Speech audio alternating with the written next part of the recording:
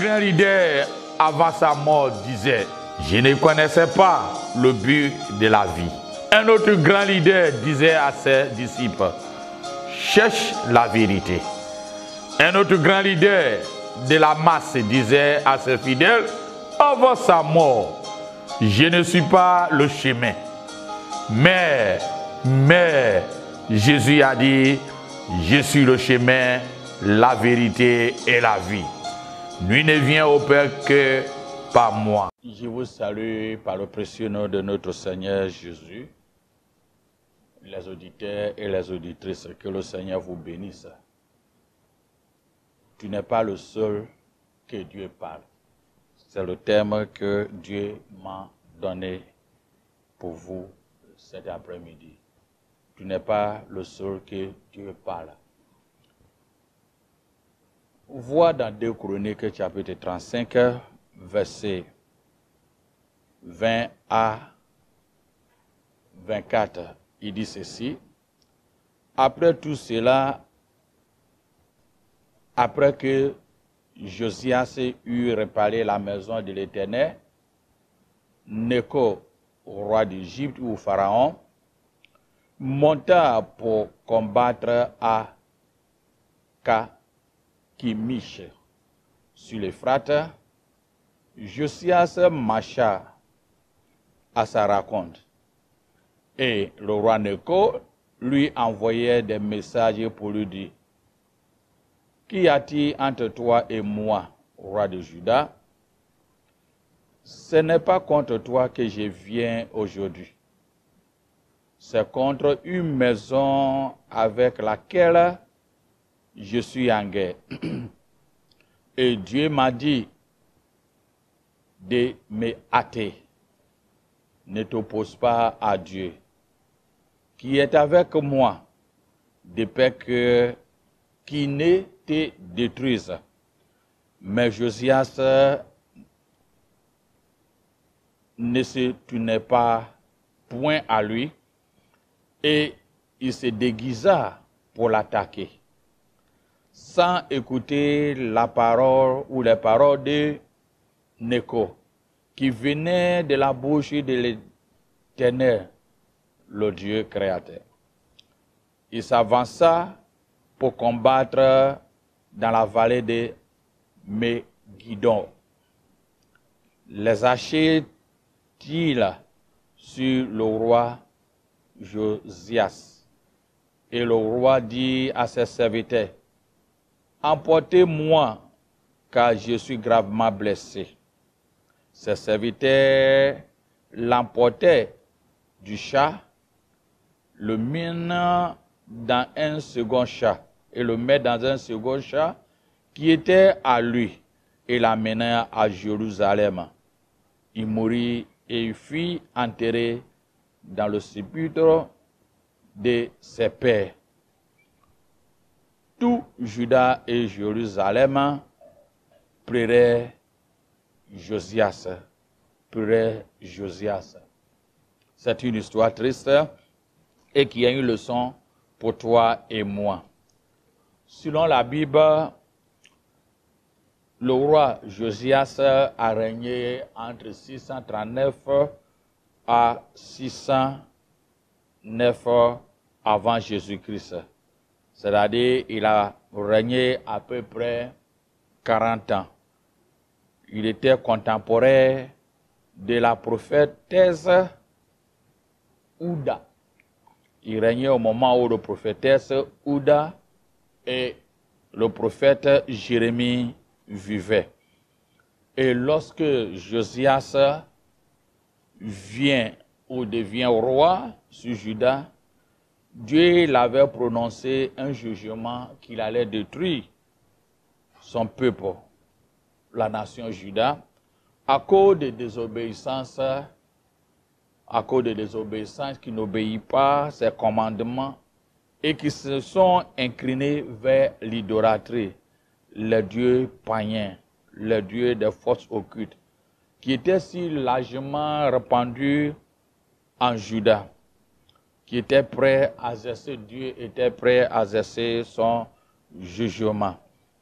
Les prédécesseurs de Josias, le roi Josias, était Manassé et son père Amon étaient très méchants. C'est des rois qui ont vécu et ont enduit le peuple d'Israël ou Juda dans l'idolâtrie, Dieu ne trouvait aucun plaisir en eux. Amon est tombé dans une conspiration, de telle sorte que Josias est devenu le roi lorsqu'il n'était qu'un enfant de 8 ans. Et lorsque nous lisons le chapitre précédent de 2 Chroniques 34, et il nous dit ceci.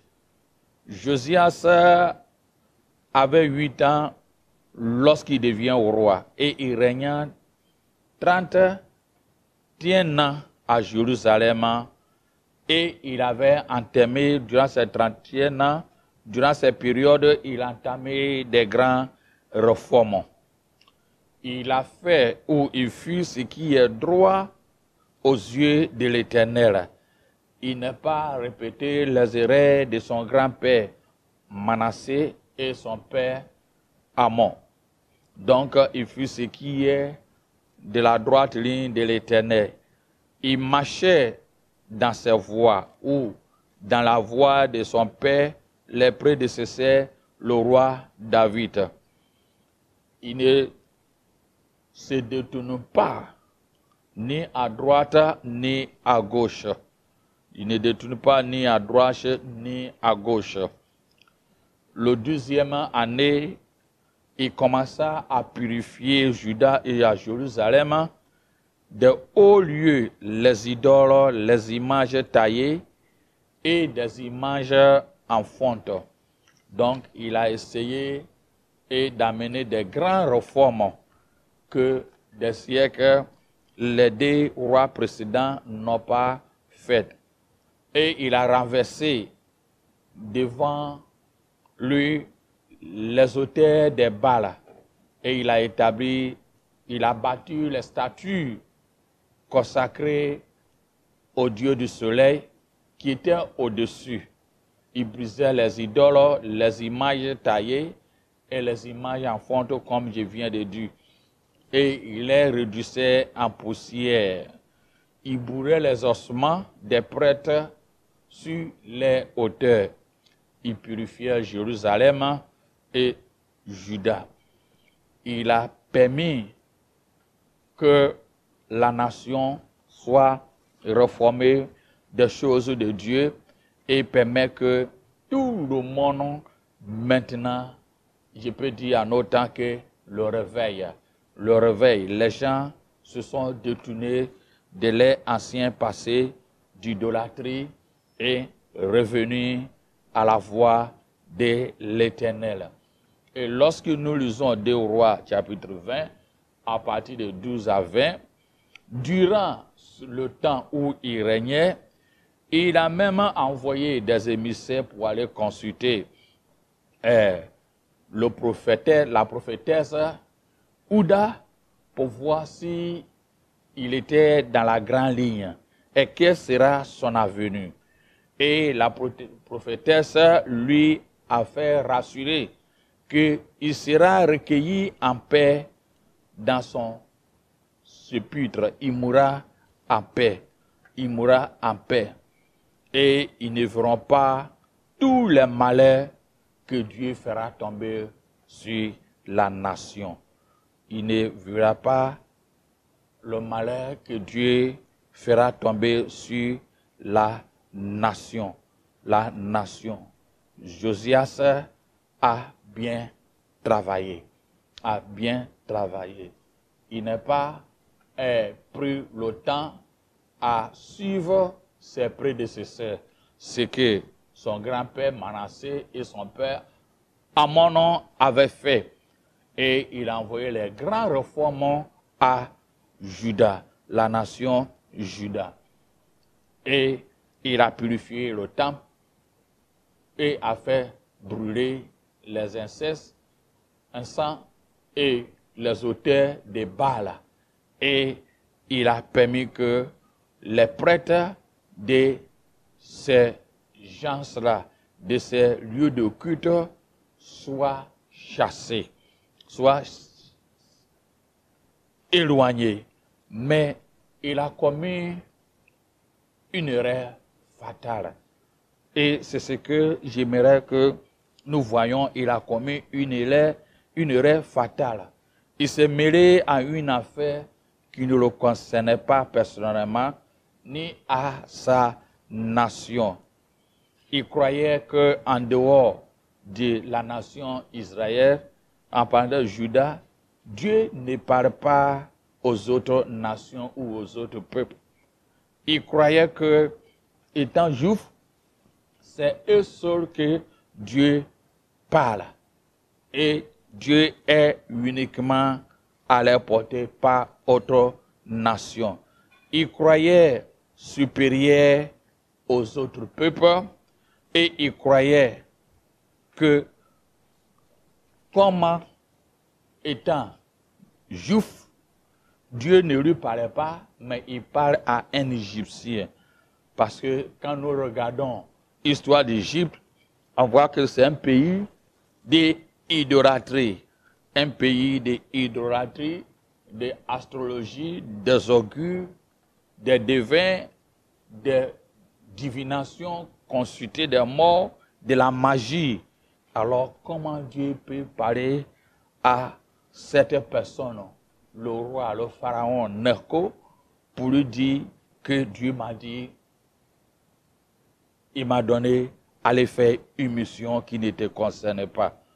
Il croyait, comme je dis, il était le seul, et les nations est le seul à connaître la vérité. Et la vérité était son côté seulement.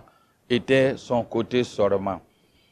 Dieu a dit au pharaon ou le roi d'Égypte, Necho, d'aller assister le roi d'Assyrie pour contre-attaquer les Babyloniens. Pour contre-attaquer les Babyloniens. L'objectif de l'Éternel est ceci. Pour permettre que lorsque il y aura une confédération entre le roi d'Assyrie, le peuple assyrien et les Égyptiens, les Babyloniens vont l'écraser. Et les Babyloniens vont devenir une nation puissante, un empire puissant, dont les deux empires vont tomber. À ce moment, Dieu peut accomplir ce qu'il avait dit à la bouche de ses prophètes, que à cause des obéissances, il va détruire cette nation. Comment voit Jérémie, chapitre 25, verset 8 à 9, il a dit, « C'est pourquoi ainsi parle l'Éternel des armées, parce que vous n'avez point écouté mes paroles. J'enverrai chasser tous les peuples du septentrion, dit l'Éternel. J'enverrai auprès de Nebuchadnezzar, le roi de Babylone, mon serviteur. Je le ferai venir contre ces pays et contre ses habitants, contre toutes ces nations alentour, afin de les dévoiler ou de les dévouer par interdit, et d'en faire un objet de désolation et de moquerie. C'est ruines éternelles, des ruines éternelles. Dans le 35, 2 Chroniques 35, verset 21, où nous avons lu, lorsque le roi Josias, qui est le roi de Juda, a raconté le roi Necho, le pharaon, le roi Necho lui a fait comprendre, Dieu m'a donné un message. Dieu m'a donné un message d'aller faire la guerre. Mais ce n'est pas avec toi, Judas. Et il a dit, Dieu m'a dit de me hâter. Ne t'oppose pas à Dieu, qu'il est avec moi, de peur que tu ne te détruises. Tu ne te détruises. Mais ce qui est grave est ceci. Il n'est pas écouté. Il n'est pas écouté. Que ceci soit une leçon pour toi et moi. Souvent, nous, le corps de Christ, on croit qu'en dehors de nous, Dieu ne parle pas à une autre personne. On croit que, étant parmi les 5 ministères, prophètes, apôtres, évangélistes, pasteurs, docteurs ou enseignants, c'est nous seuls qui détenons la vérité. Et il y a des moments où nous écoutons moins à nos collègues ou à des gens qu'on croit qu'ils ne sont pas chrétiens. Même à certaines personnes, on croit qu'ils sont à la classe d'infériorité. Et nous croyons que la vérité est à nous seulement. Regardez ici, dans Marc 6, verset 3. Il nous dit ceci. Lorsque Jésus a commencé son ministère, les gens ne lui n'ont pas cru. Parce qu'ils se disaient, n'est-ce pas le fils de charpentier? Parce qu'il regardait les rangs sociaux très bas. Souvent, on aime à mépriser, à ne pas écouter certaines personnes en croyant étant supérieurs. Regardez Marc 6, verset 3, il dit, n'est-ce pas le charpentier, le fils de Marie, le frère de Jacques, de José, de Judas et de Simon? Et ces sœurs ne sont-elles pas ici parmi nous? Il était pour eux une occasion de chute. Les gens voyaient l'apparence de Jésus et méprisaient pour son rang social le fils de charpentier. Une occasion de chute à tout le monde. On voit aussi dans Jean chapitre 20, verset 15, lorsque Jésus était ressuscité et Marie était partie au cimetière, à la tombe pour vérifier, et il a vu Jésus était ressuscité. Alors, il regardait, mais ils n'ont pas cru. Lis ensemble. Jean 20, verset 15. Il dit ceci. Après la résurrection de Jésus, Jésus parlait à Marie, mais il n'aurait pas écouté parce qu'il croyait que c'était un jardinier. Il dit, Jésus lui dit, femme, pourquoi pleures-tu? Qui cherches-tu? Elle pensait que c'était le jardinier. Lui dit, Seigneur, c'est toi qui l'as emporté, dis-moi où tu l'as mis et je le prendrai. Jésus lui parlait, mais il croyait que c'est un jardinier qui le parlait. Aussi, Jésus parlait à un couple qui était sur la route d'Emmaüs. Luc 24, verset 17. Et il était en chemin avec des gens, avec ses couples, qui pleuraient et ils lamentaient sur la question de Jérusalem. Mais les gens n'ont pas pris en considération pour écouter beaucoup, parce qu'ils croyaient que c'est un étranger. Un charpentier, un jardinier, un étranger. Quelle est la valeur de leurs mots? Qu'est-ce qu'il peut dire? Qu'est-ce qu'il peut dire de bon? qu'est-ce qu'il peut dire de bon? Qu'est-ce qu'il peut dire de bon? Souvent, nous croyons détenir toute connaissance de Dieu. Et souvent freinent beaucoup de choses. Et si on ne fait pas attention, on tombe dans une situation drastique. Dieu a dit à Jérémie qu'il va de tout le peuple à cause de désobéissance. Donc il a fait son plan. Le plan de Dieu est immense et vaste. Personne ne peut détenir lui seul tout le plan. Il a dit le roi d'Égypte va faire une confédération avec Assyrie et attaquer. Son plan, Dieu a un plan, il doit le mettre en place. Mais Josias s'est dit, mais qu'est-ce qu'il y a de bon en Égypte? Comment Dieu parlait avec un Égyptien alors que voilà tout ce que je viens de faire comme des réformes pour Dieu. Il est de mon côté. Mais bien aimé, fais attention. On peut amener des réveils. On peut même construire un édifice, une église pour le Seigneur. On peut avoir une grande assemblée. Mais cela ne veut pas dire que tu détiens toutes les vérités. Prête à ton oreille à écouter, même ceux qui ont les rangs sociaux inférieurs à toi. Même ceux que tu les considères païens. Bon nombre de personnes, des hommes de Dieu sont tombés dans les erreurs, dans les villages ou dans les entourages.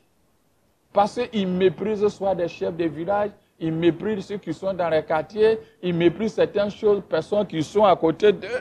Parce qu'ils se disent qu'ils ne sont pas chrétiens. À pour forte raison, il va les écouter. Mais sache, Dieu parle à tout le monde. Dieu parle à tout le monde. Dieu parle à tout le monde. Ce n'est pas parce que nous faisons ces activités, veut dire que nous détenons toutes les vérités.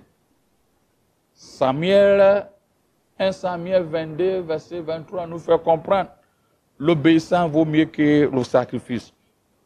Le refus d'écouter, le refus de sonder le terrain, comment Jésus même a dit à ces gens, d'amener des documents de chute devient un sujet de chute. Nous devons faire attention. Nous devons comprendre que nous ne sommes pas les seuls à détenir la vérité. Dieu est souverain. Il a pris le roi, le pharaon, Néco, en lui donnant une mission que nous-mêmes nous ne savons pas. Le roi, Josias ne savait pas, mais il a entreposé. Et finalement, il était mort. Alors que le prophète a dit, la prophétesse Ouda a dit que tu vas mourir en peur. Mais il était mort avant l'âge. Bon nombre de personnes meurent avant l'âge que Dieu l'a destiné. À cause des erreurs. Parce qu'ils se croient autopuissants. Ils se croient, ça est ceux qui détiennent la vérité. Ils se croient. Quand on les parle, d'autres même peuvent écouter, mais au fond de leur cœur, ils méprisent ce que vous dites. Qui est celui-là? Il est d'où même? Il travaille où même? Quelle est son nouveau maturité chrétienne même? Il est comment même? Il a eu l'audace jusqu'à venir dire, Dieu lui a dit ceci, ou bien il fait ceci. Je crois que le roi Josias était dans la même situation, mais il ne savait pas que Dieu a parlé. Le roi Nako, sa mission qu'il doit aller faire. Et le roi lui a bien dit, ne t'oppose pas à ce que Dieu m'a dit d'aller faire. Il s'est dit, toi, Égypte aussi, toi aussi. Pareil, Dieu a utilisé Babylone pour craser Juda, a dit le roi babylonien, Nebuchadnezzar, c'est un serviteur à moi. C'est un serviteur à moi. Nous devons comprendre le mystère de Dieu. Si tu fais erreur et tu fais certaines choses qui n'est pas à la droiture de l'Éternel, il peut susciter ce que tu lui crois adversaire à te donner des corrections. À te donner des corrections. Un ami m'a fait comprendre que dans les pays de l'Est là-bas, Afrique de l'Est, ils priaient pour quelque chose dans les services. Parce que celui qui était là comme responsable était en quelque sorte comme un chrétien. Maintenant, ils attendent que celui qui va venir le remplacer, c'était un musulman. Il ne savait pas, mais c'est dit non. Il a la tendance de dire, s'il vient là, là on est mort. Donc il gêne, il prie, il gêne, il prie, il gêne, il prie. Que telle personne ne vient pas. Mais au finish, c'est la personne même qui ne croyait pas que il ne voulait pas, c'est cette personne-là qui était venue. Et quand il était venu, ils avaient le boulevard même à adorer Dieu. Ils avaient le boulevard même. Des choses même que l'ancien même était là ne leur donnait pas occasion à le faire. Mais, avant son arrivée, quelle prière incendiaire n'a pas été donnée. C'est ça, nous ne sommes pas là. Nous ne pouvons pas connaître le mystère et le livre de Dieu que lui-même il a dans sa main concernant son planning pour l'évolution de l'humanité et le salut de l'humanité. Nous devons faire attention. Le roi a péri, a eu sa vie péri. J'ai écouté un homme, un témoignage aussi où un homme de Dieu, on lui avait dit certaines choses qu'il doit faire. Un passager lui a dit, non, il y a eu ça, il y a eu ça, il y a eu ça, je pense que changer tes voix. Il dit, mais qui est cette personne-là? Il n'est qu'à partir, il n'est pas à prendre l'importance. Et ce que la personne a dit, exactement lui est arrivé. Nous devons être attention. Et cela ne veut pas dire qu'on doit aller voir les féticheurs, ou bien les astrologues, ou bien les forces occultes par-ci, par-là. Mais ce qui est de bonnes choses vient de Dieu. Et tout ce que nous écoutons, nous devons comprendre et mettre en analyse si c'est en conformité avec la parole de Dieu. Nous disons, oh le Maire, à Dieu soit la gloire. Josias n'a pas été attaqué. Dieu est un Dieu de paix. Alors, s'il ne vient pas pour t'attaquer, qu'est-ce qu'il faut faire? La meilleure manière est de retirer. Si tu veux intervenir et de consulter, parce qu'il y a des prophétesses, Houda qui était là, Jérémie qui était là, dans la supplication, Dieu peut te révéler. Mais il se croyait au Tout-Puissant. Au Tout-Puissant, il se croyait, j'ai fait des réformes, j'ai envoyé, il n'y a eu pas eu ça, c'est moi qui a fait ça, c'est moi qui a changé tout cela, c'est moi qui a permis que la nation Juda même que était partie en apostasie, je suis le seul à les ramener à connaître Dieu. Et Dieu voit. Il y a certains, ils regardent, Dieu voit les membres qui sont ici à l'église. Dieu voit le temple qu'on a construit. Dieu voit comment on a fait carreau. Dieu voit comment on a fait ceci, cela. Dieu voit comment nous avons fait ceci, cela. Attention. Attention. Tout est permis, mais tout n'est pas utile. Nous devons être prudents. Nous devons être prudents et comprendre que Dieu ne parle pas seulement à nous. Et tu n'es pas le seul que Dieu parle. Il te donne l'information, ce qui te concerne. Ou il peut ouvrir une porte un peu pour que tu vois certaines choses. Mais nous devons baisser nos garons et être prêts à écouter, lent à parler. Et se soumettre à Dieu, à ne pas croire au Tout-Puissant, c'est moi le responsable. C'est Dieu qui m'a mis là. C'est moi qui a fait ceci, cela. On ne fait pas attention. C'est humiliation et la honte qui nous arrive. Que Dieu t'aide, il m'aide. Et que nous devons comprendre que nous ne sommes pas le seul que Dieu parle. Il parle aussi aux autres. Ceux même que tu ne croyais pas, Dieu peut les utiliser pour parler. S'il a utilisé un animal pour corriger son maître, Réfléchis-toi un peu.